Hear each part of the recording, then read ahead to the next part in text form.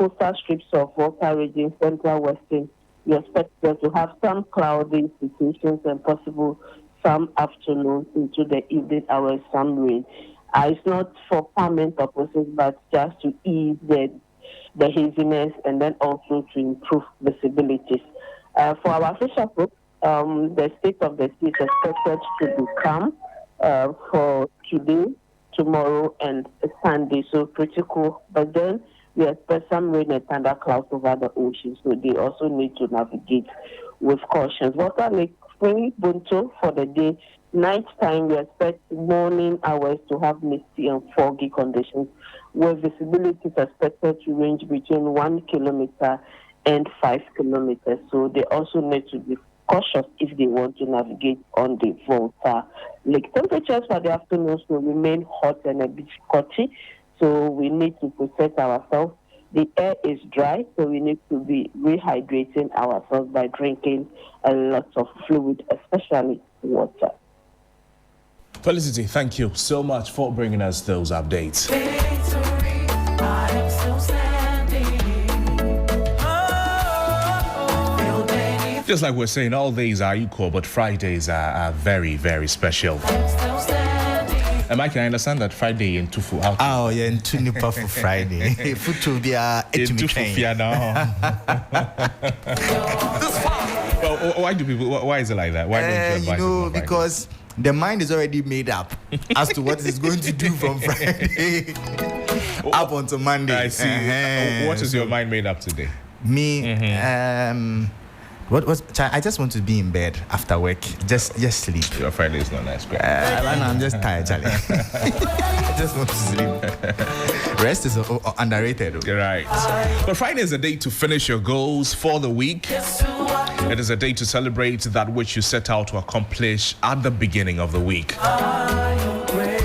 Well, if you were unable to accomplish any of them, don't worry, the weekend is here. You could put it slightly on hold and then start again on the Monday. The day a lot of people dread. Sixtus Ullo, good morning to you. How are you? Good morning, Crosby. You also like Fridays? Fridays? No, I like Mondays. Yeah. Hey, liar, boy. I love Mondays. It's because Lois is listening. That's why. But everyone in this building knows Mondays are my favorite days. Yeah. Are you? What makes Monday your favorite? Oh, I was born on a Monday. Oh, right. Yeah. Because you're born on Monday, that's why Mondays are your favorite. So you see, it has nothing to do with productivity. No. It's Oh no, but yeah, it has day of everything birth to do with it has one. Day of birth. Oh, Yeah. that's very it has convenient. everything to Very because you see, you get a different kind of inspiration and energy on the day you were born. You see, you always remind yourself that look, Charlie, let you know. But your shirt is nice. Shout out to my wife. Yeah, Holler. men who don't pay for tailoring services. Sisters made a strategic choice. I'm sure this was part of the reasons. Can she sew? Yes. Yes. You must tick all the boxes. Yeah, sewing is one of the boxes to tick. Anyway. So if you want a shirt, just give me some coins. Okay. She will do a nice job for you. Right, we hear you. It could have been you, my brother. Oh, well, you know I will miss this opportunity. It could still be you. It could still be you. You don't like free shirts? You know?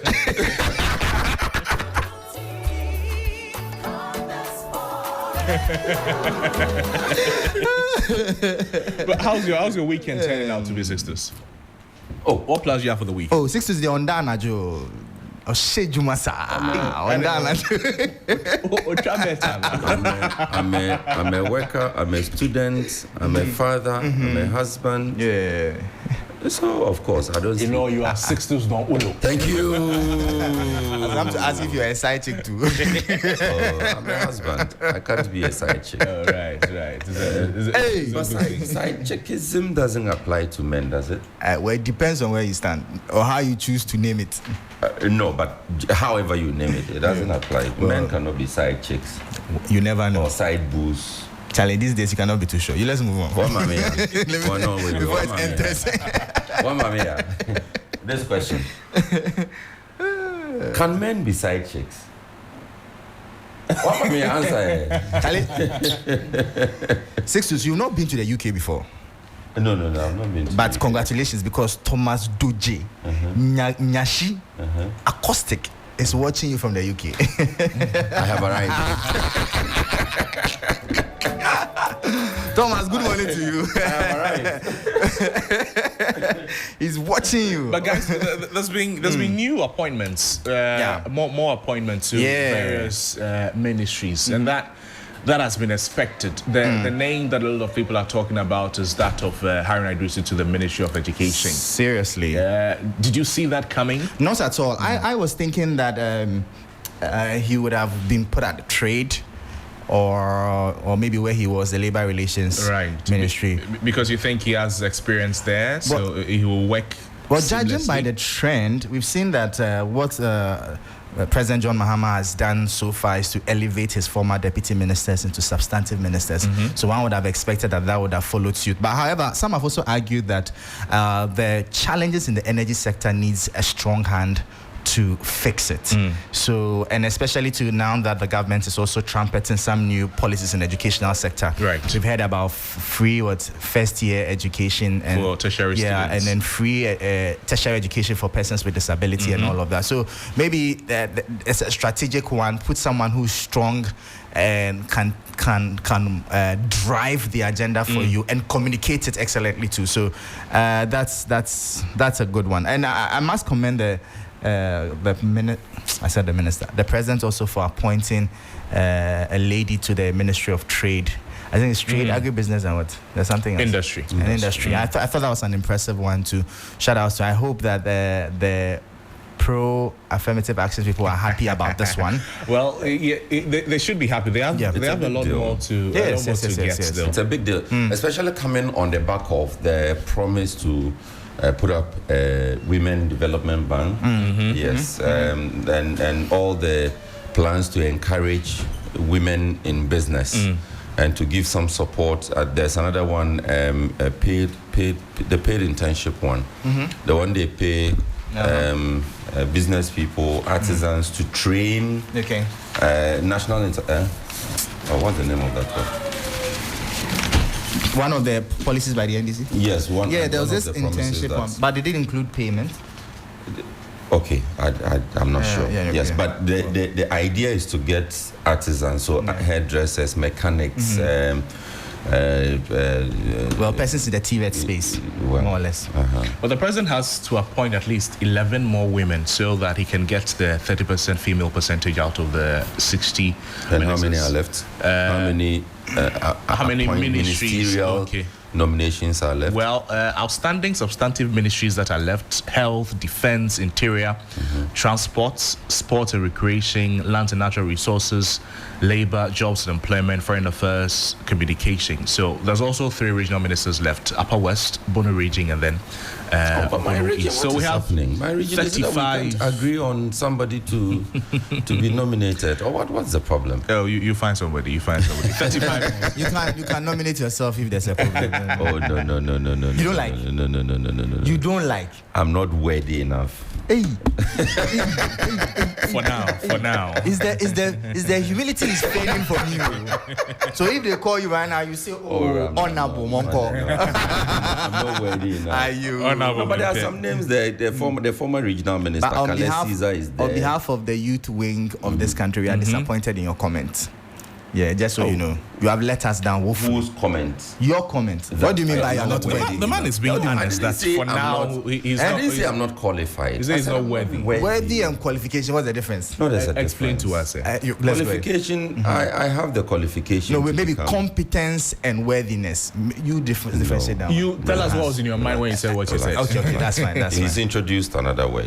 Competence, worthiness, and qualification. Yes. When I said I wasn't worthy of it, I'm seeing myself, whom am I to serve my people? It's like when one of the prophets said, I'm not worthy enough. You're speaking it's like, you see, because you see the worthiness of his shoe. You are supposed the worthiness is just adjective. It's like, okay, you are not handsome, so you can't be. That's what it means. No, that's what is. No, that's not what it is. What? Say, so explain. But anyways, let me give you a breakdown of the ministerial appointments. You can do better. But I was actually expecting Haruna at Foreign Affairs. You were? Rather? Is there a reason why? He will make a fine Foreign Affairs minister. See, Joshua Alabi, Haruna Idrisu, Ablakwa. These were my tips for Foreign Affairs. There are those who are also tipping Hannah Tete to make a return. A return? No, I don't to expect the that. Foreign I don't Affairs expect Ministry. Well, that. She's been absent in the campaign. Okay, maybe she's been helping from afar. We can't tell. But did her relationship... But the role she plays now, if I were her, I wouldn't want to give that up to come back. Well, the I mean, international one? you can still, yes, you can still serve your, in fact, you are still serving your country through that. It's like telling Shirley Ayoko Boche to abandon and come back and be Foreign Affairs Minister. No. Unless you are offering her vice presidential position, which may be a bit more, encouraging for her to want to return. so far, there have been 25 ministerial appointments, and this is the breakdown. 12 ministers and 13 regional ministers. 18 of them are men and 7 of them are women. So we've already spoken about the outstanding substantive ministries: health, defense, interior, transport, sports and recreation, lands and natural resources, labor, jobs and employment, foreign affairs, communication. And then we know that 3 regional ministers are yet to be appointed. 9 substantive ministers are also expected to be appointed, and 3 regional ministers to be appointed. Now, this is leaving room for 23 deputy ministers, and this is in accordance with what the president said, that he's getting only 60 ministers. He has to appoint at least 11 more women to ensure that he gets a 30% female representation out of the 60 ministries. There are those who are also raising questions about the spate or the frequency of the appointment. Apeyamakin said this ... appointment. The man said he would name his appointees in how many days? 14 days. He has gotten the job right now. People expect him to, as of now, bring a whole list of the people he wants to work with so that conversations could be had about them. Do you also think he's doing it in pieces? Oh, no. I think it's fine. I had said earlier that President Mahama should release the full list, the 60, the full list of the 60. Yeah. So that we know already who is where, who is going where, and who will be. So that all the anticipation or anxiety or however you want to describe it. But you see, if you also look at it, even if you release all 60 of them, they are not starting work straight away. Exactly. Anyways. They have to go through a process. And so far, the 13 that we have seen, only 3 have gone through the vetting process.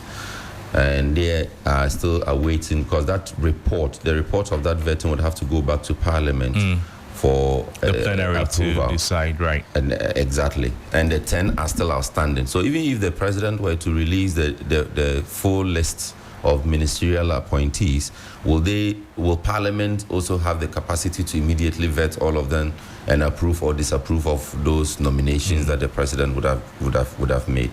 So it's a process, and I don't think that we should rush through the process, especially when we are talking about some skill, competence, getting the right people for the right job.